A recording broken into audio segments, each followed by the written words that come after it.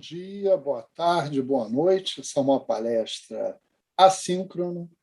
Meu nome é Marcos Maia, sou professor da UFRJ e membro fundador do projeto Tahiti Sem Fronteiras.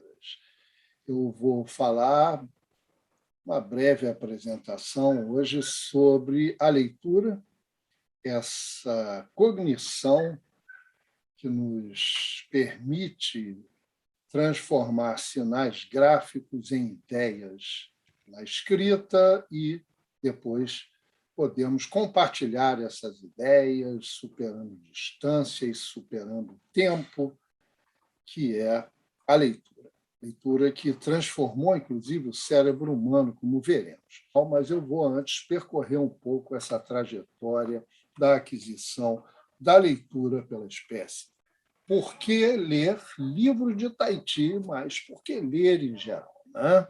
Então, começando a tentar responder essa questão colocada pelo nosso amigo Levis Litz, curador justamente da Biblioteca Confúcio, que reúne livros, artigos para lermos sobre Tahiti. Então, por que ler? Bom, tem os memes, vou começar pelos memes, que muitas vezes os memes nos trazem o conhecimento da divulgação. Então, o próprio Cervantes disse que ele dizia, o grande escritor do Dom Quixote na Espanha, né, de que não há livro tão mau que não tenha algo de bom. Né? Então, o nosso próprio Monteiro Lobato, há essa frase dele que se cita bastante, ele dizia: quem mal lê, mal ouve, mal fala, mal vê.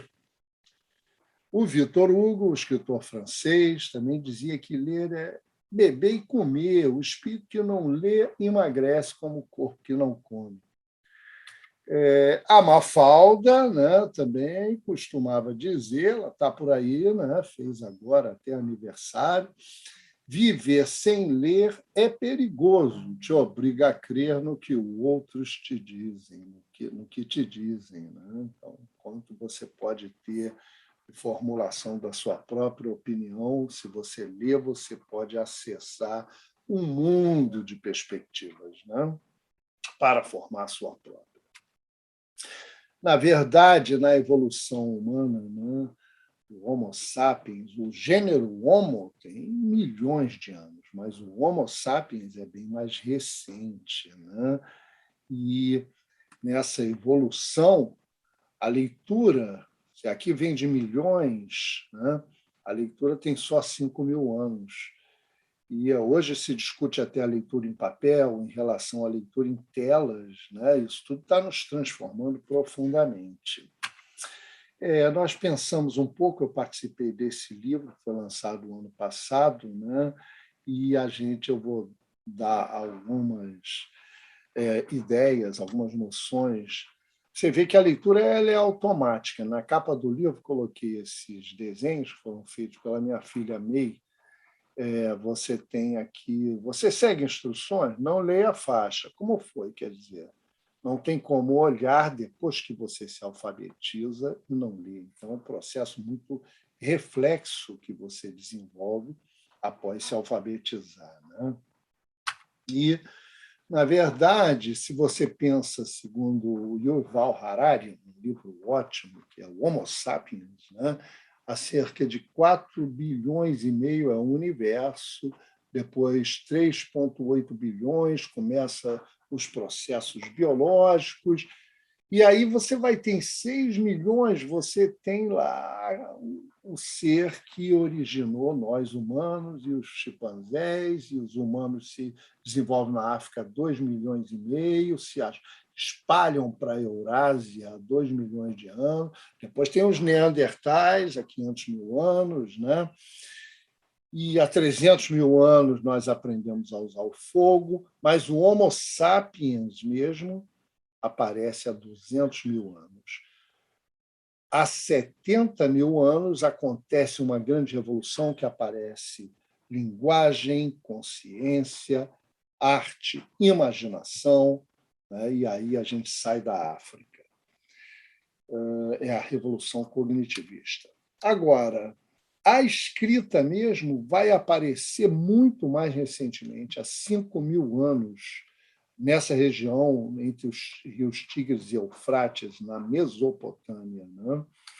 E aí você tem, por exemplo, a escrita dos sumérios, né, dessa região, em que se grafa com cunhas, né, cuneiformes, né, determinados símbolos. E, a partir daí, a escrita vai se desenvolver com diferentes sistemas, alfabéticos ou não, né? Você vê um sistema alfabético, ele grafa uma tentativa de grafar o som, então, ele é de base alfabética. Agora, outros sistemas, como o chinês, por exemplo, são ideográficos. Então, se você olha os caracteres antigos, a sua origem, né, você vê que ele é muito reminiscente, não é arbitrário, né, do que é a lua no céu, as montanhas, olha, a água, a chuva, né? Então, ele é de base ideográfica, mas vai se também tornando arbitrário com o tempo. Né? Então, há muitos sistemas de escrita que podemos ler. Né? E hoje a gente sabe que a leitura muda o cérebro, mudou o cérebro há 5.000 anos atrás. Né? Então, você vê, por exemplo, como aqui à esquerda, um cérebro não alfabetizado, áreas que são ativas. Em vermelho é a escrita, em amarelo é o processamento auditivo da língua oral. Não muda tanto, nem no alfabeto recente, nem no alfabetizado há mais tempo. Mas olha só o que acontece com o alfabetizado. Seja ele um alfabetizado há mais tempo, outras áreas são cooptadas e ativadas do cérebro. Né? E uma das questões é a gente tem que superar a assimetria. Por exemplo, no mundo sem escrita, isso é uma cadeira. Isso também é uma cadeira. Agora, quando você aprende o princípio alfabético, a simetria é importantíssima, porque senão um P seria igual a Q, não é? E um B como um D, não é? Então, tudo isso são processos que o cérebro precisa passar para ser capaz de ler. Agora, a leitura pode ter sido estudada e a gente pode se perguntar se tem um microscópio para a gente estudar a leitura, como tem um microscópio para a gente estudar as células, os organismos. Uma gota d'água no microscópio, quanta coisa você descobre. Da mesma maneira, será que existe um microscópio?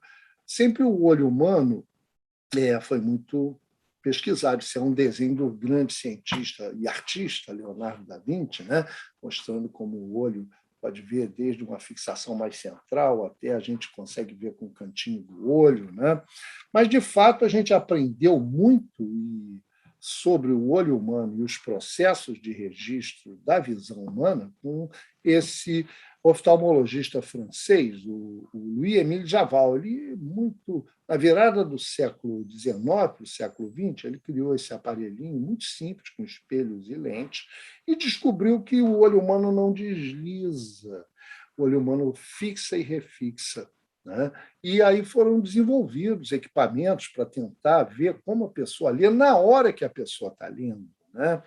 Rastrear a leitura. Isso é um taquitoscópio inventado pelo Huey no início do século, porque a grande questão é que a gente só vê bem, a gente só tem no fundo do olho uma área com células chamadas cones, num número relativamente pequeno em termos de biologia. Então, a gente só vê bem entre 1 e 2 graus.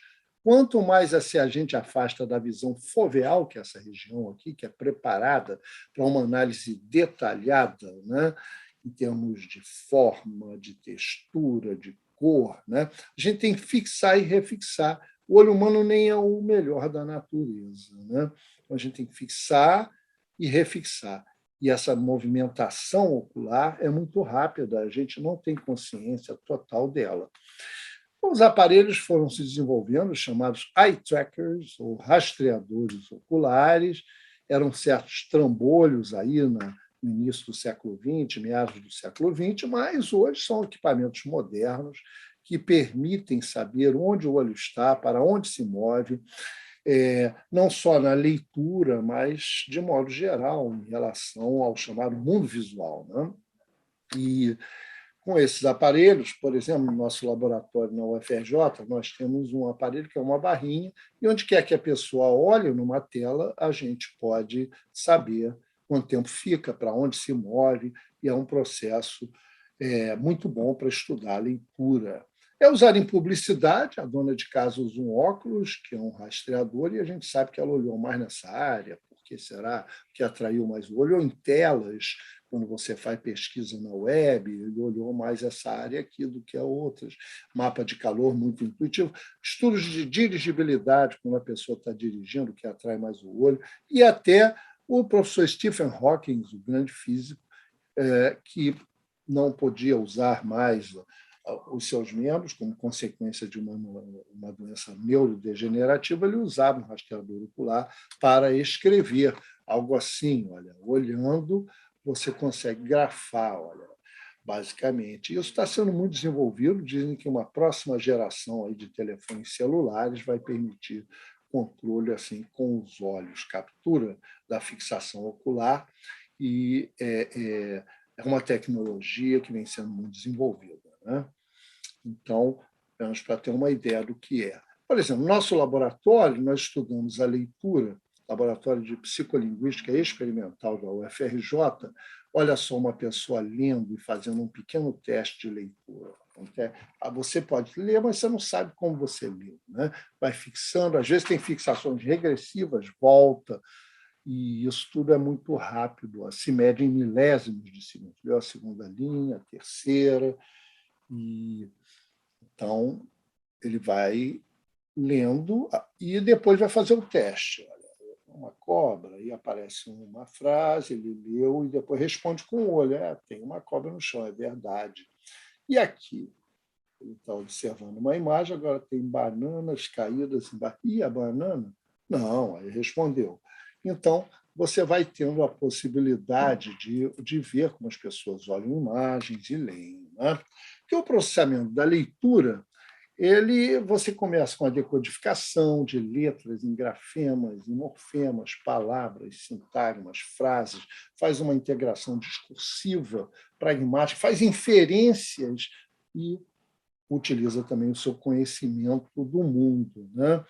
Esse processo vai te permitir desenvolver a capacidade de perspectivação, estabelecer uma visão com um ponto de vista, né? E os pontos de vista podem variar, né? Por isso, aquela fala no início, aquele meme, né, que dizia: se você não lê, você vai ter que aceitar apenas um ponto de vista do que te dizem, né? E a leitura te permitirá acessar um universo imenso de informação, né? Você poder ver, de fato, contrastar diferentes perspectivas. Então, esse é um ponto de vista importante. Você vê, por exemplo, em notícias de jornal, nós, numa turma de alunos pesquisando, quando houve aquela Guerra das Malvinas, o jornal disse: a Argentina invade Falklands. É uma perspectiva, escolha do verbo, né? E chamar Falklands, que é como a Inglaterra chama essas ilhas, e outro já disse: a Argentina retoma as Malvinas, né? Retoma, você pega de volta, que é teu. Malvinas aproxima da Argentina, as ilhas, né? Então, vão se formando opiniões, principalmente nesse mundo de fake news e manipulação. É muito importante a gente ter consciência das diferentes perspectivas, ler as linhas e as entrelinhas. Então, você tem aí os jornais, geralmente têm opiniões, né? Então, o mesmo jogo, muitas vezes, pode dizer, por exemplo, que o Flamengo venceu o Vasco por 3-1, embora o juiz tenha realizado péssima arbitragem, o Flamengo venceu por 3-1. É isso que é a perspectiva dessa notícia. Outra notícia: apesar de vencer por 3-1, o Flamengo beneficiou-se de um erro, fica como a oração principal, a perspectiva, e o bom leitor deve ser capaz de comparar perspectivas e ter a sua própria opinião formada, né? Isso se chama letramento pleno, e a leitura vai nos permitir esse letramento pleno. Pesquisas na Finlândia demonstraram, por exemplo, que o bom que tem leitores lineares, usando eye tracker, usando rastreador ocular, os leitores lineares, eles aprenderam a decodificar, mas eles não voltam para capturar a essência o gist, a perspectiva do que leem, né? E os leitores estruturantes seletivos justamente se caracterizam por esses movimentos regressivos em busca da perspectiva, né? Então, por exemplo, olha, no nosso laboratório a gente vê um leitor do ensino fundamental. Observa esse período. Quando o desconhecido entrou no pátio, causando menor confusão, houve brigas na hora do recreio. Essa é a perspectiva. E a consequência é que levou a diretora a suspender vários alunos. O bom leitor consegue extrair a perspectiva. Veja que esse leitor ele não vem nem muito nessa área. Quer ver? Começou a ler, voltou até na primeira oração do período, foi à segunda oração, e depois abandonou, foi responder alguma pergunta interpretativa e provavelmente errou, porque ele nem leu tudo, ele desengajou-se, né? Então, agora vejamos um leitor de ensino superior, olha só como ele vai, de fato, capturar essa área, que é a perspectiva do período, né?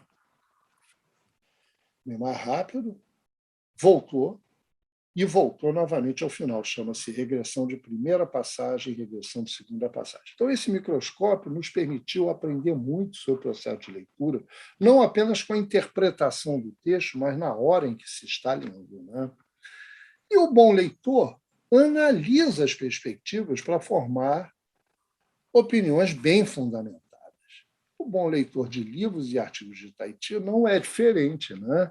O bom leitor, segundo esse linguista, ele faz assim os diferentes tipos e as línguas como os seres humanos. Eu podia dizer também que mesmo o próprio Tahiti, como um empreendimento humano, tem muita variedade de estilos, de sequências, né?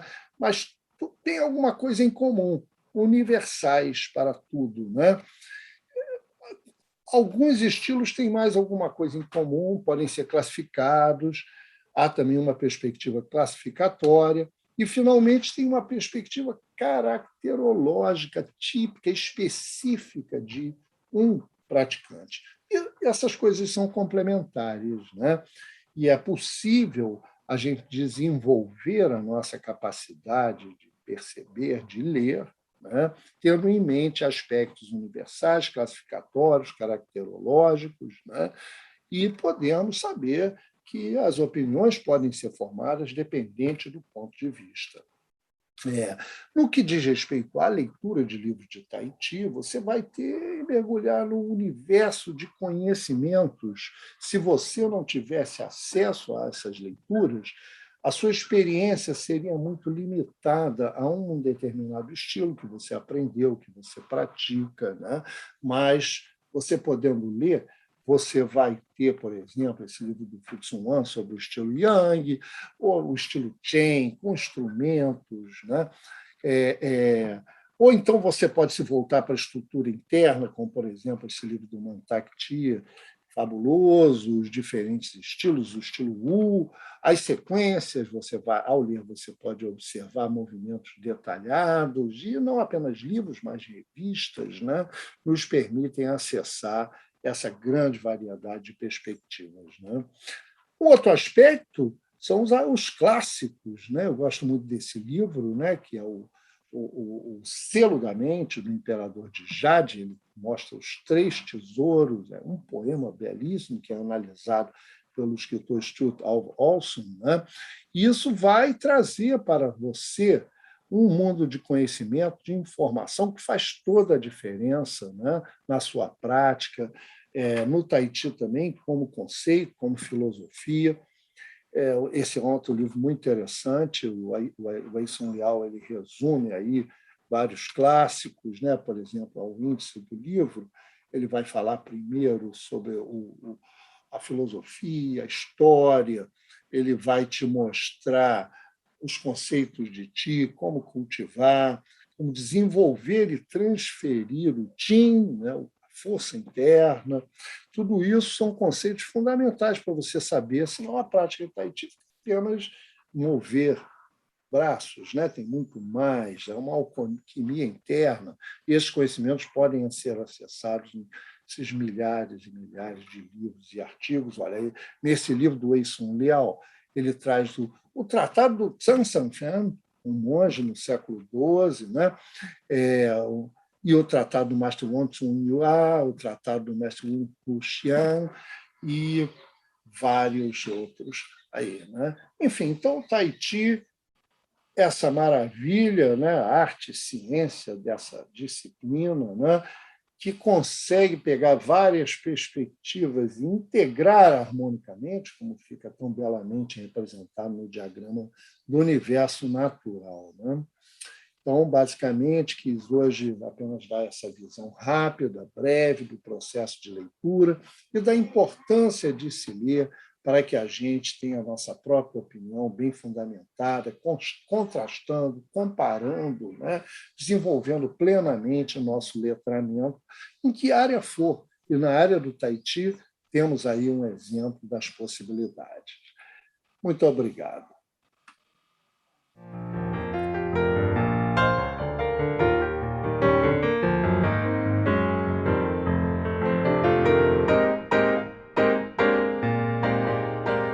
Estou aqui atendendo o convite do meu amigo Levis Litz, também membro fundador do Tahiti Sem Fronteiras, que está nos provocando a apresentar brevemente livros de Tahiti Chuan que são marcantes, que são bons, que nos motivam, né, no estudo dessa disciplina tão importante que é o Tahiti, né?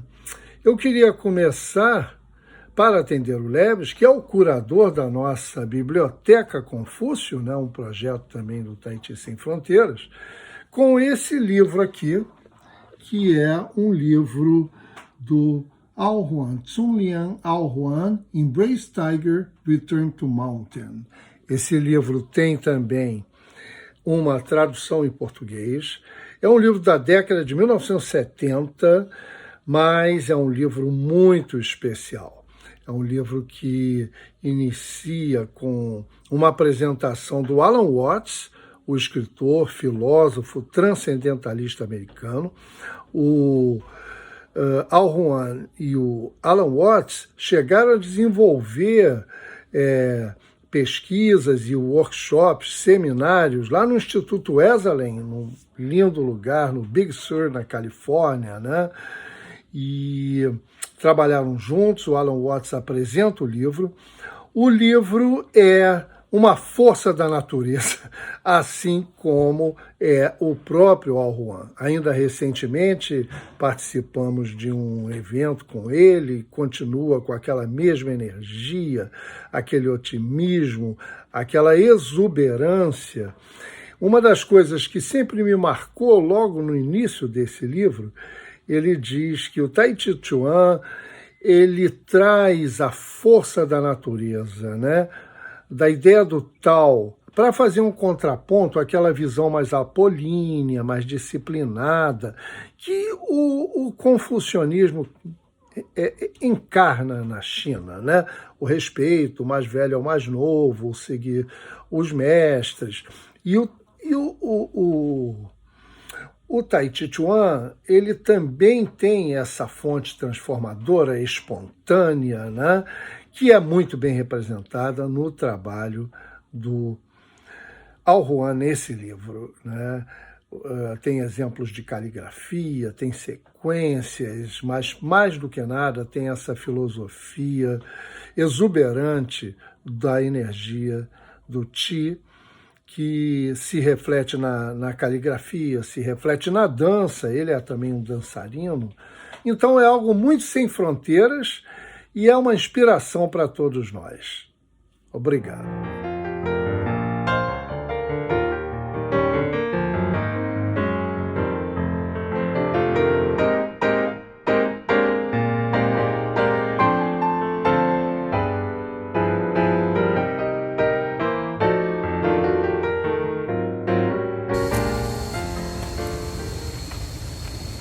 Bom dia, eu sou Estevão Ribeiro, professor de Tahiti Chuan.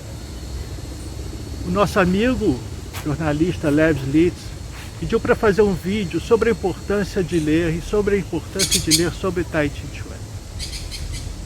Algumas pessoas dizem que o surgimento da vida no planeta Terra se deu por um acaso, uma coincidência química e física que facilitou que a vida surgisse, né? Uma série de interações químicas e físicas que em determinado momento estabeleceram que isso fosse propício e isso acontecesse. Muito bem, isso parece fácil de entender, né?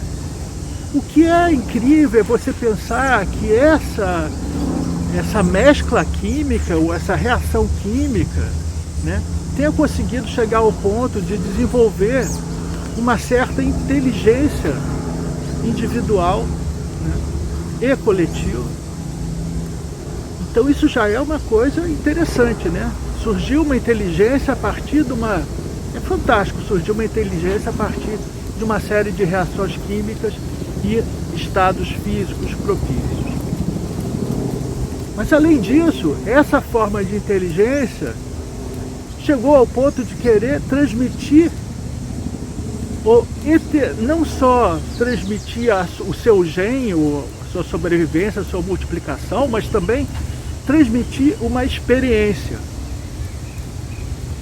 E eu queria dizer para o meu filho ou para minha prole aquilo que eu já tinha aprendido. Então é interessante que uma série de reações químicas e estados físicos propícios tenham causado uma inteligência que quer se perpetuar enquanto identidade, né? Eu vivi essas experiências, eu quero passar para o meu filho, para ele passar para o neto dele, para que, enfim, isso facilite a vida deles nesse planeta, nessa vida. Enfim.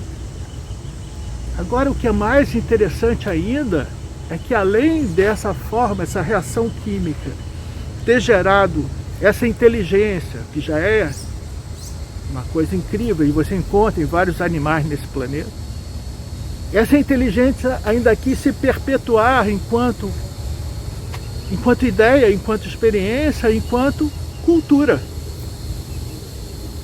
Então isso é fantástico. E como é que essa espécie encontrou uma maneira de fazer essa transmissão?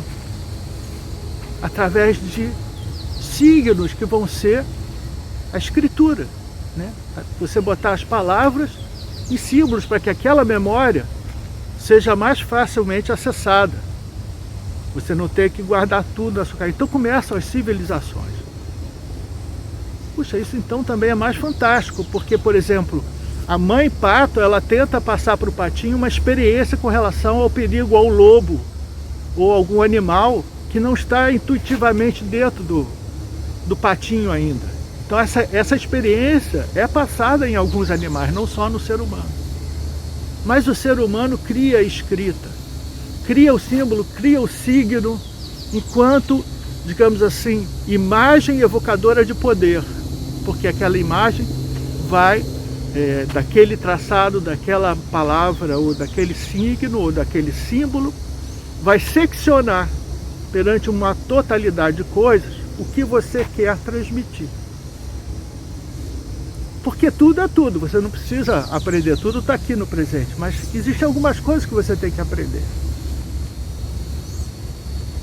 E aí, mais detonante, mais assim, surpreendente, é que essa reação química casual, devido a aspectos físicos propícios, além disso, ela começa a dizer, isso é belo. Ela se depara com um céu azul, com uma floresta que nem essa, e diz, puxa, que coisa maravilhosa. Então essa noção do belo está inerente no ser humano. E você passar essa ideia, então nós vamos passar da transmissão da ideia para a arte, que é mais do que simplesmente a ideia. Você quer transportar uma sensação praticamente física e não somente intelectual na pessoa.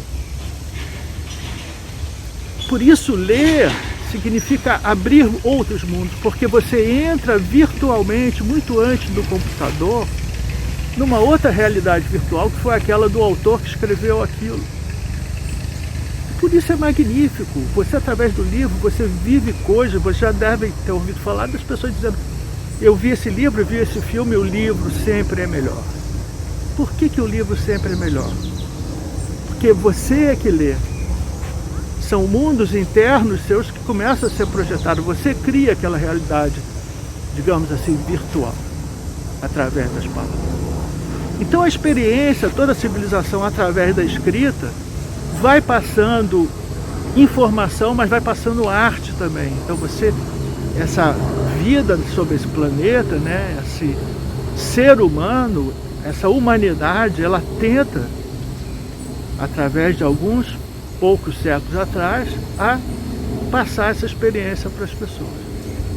Então, qual é a importância de ler? A importância de ler é que você não vai achar isso num blog, como no passado você não achava isso numa revista semanal. Você sabia diferenciar um livro de uma revista.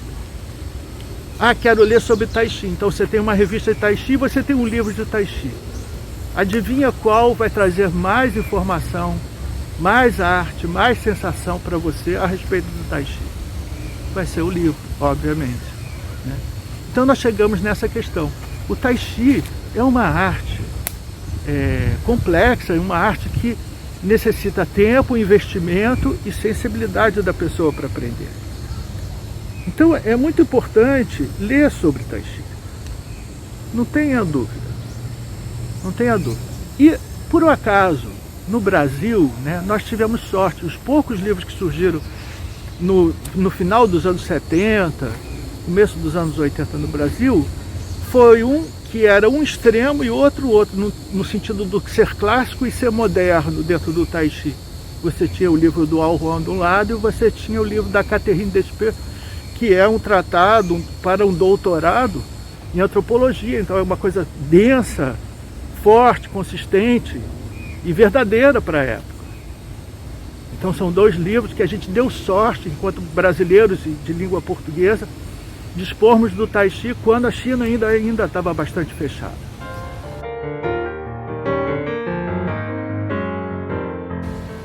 Qual o livro que eu indicaria dos poucos livros que temos em português? Esse é o livro.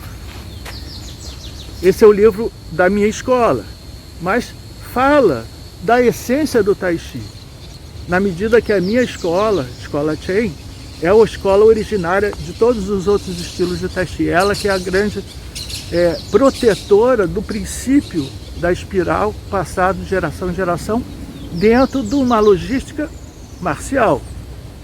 Então eu gosto muito desse livro. Ele foi traduzido por uma colega, né, do David Gaffney e da Davidine Fonsin, traduzido pela professora também de Tai Chi, amiga, colega, conhecia uma vez, Gabriela Morgado.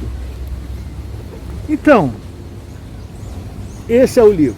Eu sugiro, além dele falar da história da família Chen, que é a história do Tai Chi, de certa maneira, ele aborda também a entrevista com vários mestres, inclusive meu mestre, Shen Shaowan, o irmão dele, Shen Shaoxin, Chen Ping, Chen Xintian, enfim, os grandes nomes da 19ª e 20ª geração da Escola Chen de Tai Chi.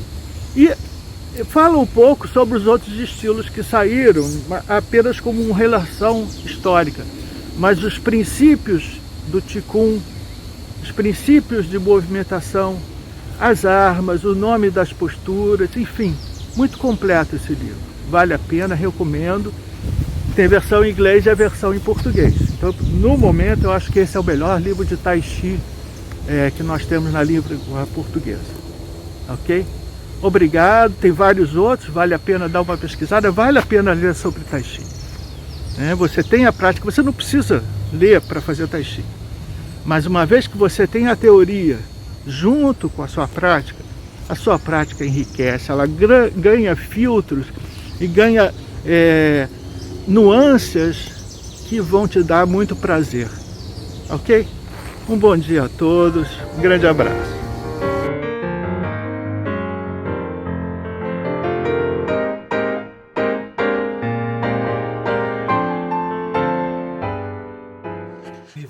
Por que é importante ler livros sobre Tai Chi Chuan? Há um pensamento que sugere que basta ir para a aula, praticar bastante, que assim nós poderíamos compreender o que é o Tai Chi Chuan. Penso que não seja tão simples assim. O Tai Chi Chuan é uma disciplina complexa. É uma disciplina que se baseia em múltiplas fontes diferentes. O Tai Chi Chuan se baseia nas artes marciais tradicionais. Tem origem na filosofia. Tem origem em alguns aspectos da medicina tradicional chinesa. O Tai Chi Chuan se baseia em práticas terapêuticas antigas, como Taoyin, Tuna, o que conhecemos atualmente como Qigong. Ler a respeito do Tai Chi Chuan pode ajudar a dar sentido ao que estamos realmente praticando. O Tai Chi Chuan é um sistema completo, formado por camadas, e tem que ser trabalhado em estágios. É importante saber que não é possível pular essas etapas, nem perder nenhum estágio. Cada etapa fornece uma base consistente para um estágio seguinte. É um sistema que deve ser compreendido em sua totalidade. O conhecimento e o aprendizado da etapa anterior, com seus diferentes requisitos, podem nos ajudar nesse caminho. Ler nos ajuda a entrar pela porta da filosofia, a compreender a cultura da arte que praticamos. Se conseguirmos entender a filosofia por trás do sistema, o integramos dentro de um plano de treinamento. Para entender o método de treinamento do Tai Chi Chuan, realmente precisamos ter uma mentalidade particular que, num primeiro momento, pode ser diferente para as pessoas da cultura ocidental. Ao ler sobre Tai Chi Chuan ou um livro sobre a cultura chinesa, isso pode ajudar os alunos a aceitarem o que podemos integrar e chamar de Tai Chi Mindset. O que queremos dizer com Tai Chi Mindset? Poderíamos dizer que no Tai Chi Mindset, nada é considerado de forma isolada, ou, dizendo de outra maneira, tudo é interdependente. No Ocidente, para entender algo, geralmente somos ensinados em separar em pequenas partes. O Tai Chi Mindset entende as coisas em termos de que há uma unidade integrada. Um segundo aspecto do Tai Chi Mindset, podemos dizer, que é aceitar a ideia de que tudo, que inclusive o oposto, está interligado. Então, em vez de pensar em termos puros de preto e branco, eu entendo que quando pratico Tai Chi Chuan, por exemplo, a ideia de que se há frente, há atrás, de que não podemos imaginar a existência de um lado esquerdo sem que exista o lado direito, ou quaisquer aspectos internos, sem também considerar a manifestação externa desses aspectos. O Tai Chi Mindset, ao final, é uma consciência do praticante do Tai Chi Chuan que aceita que o mundo da sensação, que o mundo do sentimento, é tão importante quanto o mundo que podemos ver.